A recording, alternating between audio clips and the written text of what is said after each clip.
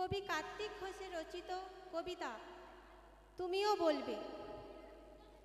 ভালো মেয়ে কাকে বলে জানো?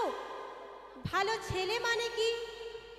তুমিও বলবে সহজ প্রশ্ন, মাপকাঠি একটি।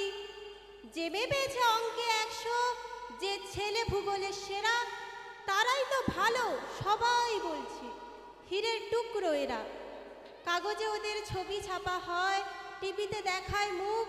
ওদের জন্য আমারও তো ভাই আনন্দে ভরে বুক। তবু কেন জানো তোমাকে বলছি, দেখে শুনে পাই ভয়। শুধু এত এত নম্বর পেলে ভালো ছেলে মেয়ে হয়?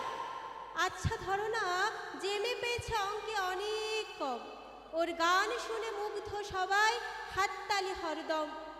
ওই যে ছেলেটা পাশ করে গেছে এবারেও টেনে টুনে। বলতে কি ভাই আমরা অবাক ওর আবৃত্তি শুনে। নাটকে ওর নেশা আছে খুব, পরের বিপদে ছোটে। পাড়ার তিন্নি বাংলায় নাকি 30 পেয়েছে মোটে। কিন্তু মেয়েটা খেলাধুলাতে 10 খানা গায় নামি। সত্যি বলো তো, তুমিও বলবে ওরা নয় কেউ দামি। চাই যে অনেক ইঞ্জিনিয়ার, চাই আরও ডাক্তার, পাশাপাশি চাই শিল্পী, খেলুড়ে, স্নেহময়ী সিস্টার। কম নাম্বার পাওয়া ছেলেটাই কারিগর বলে আজ দেশটা গড়তে ওরও হাতে দেখো কত দরকারি কাজ। পরের দুঃখে কাতর যে মেয়ে মুখটি করেছে কালো, কম নম্বর পেয়েছে বলে কি বলবে না ওকে ভালো?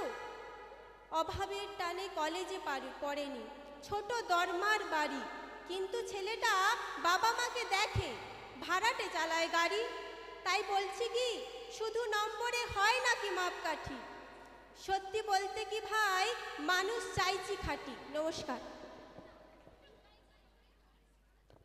মঞ্চে প্রেরণা থাকবে।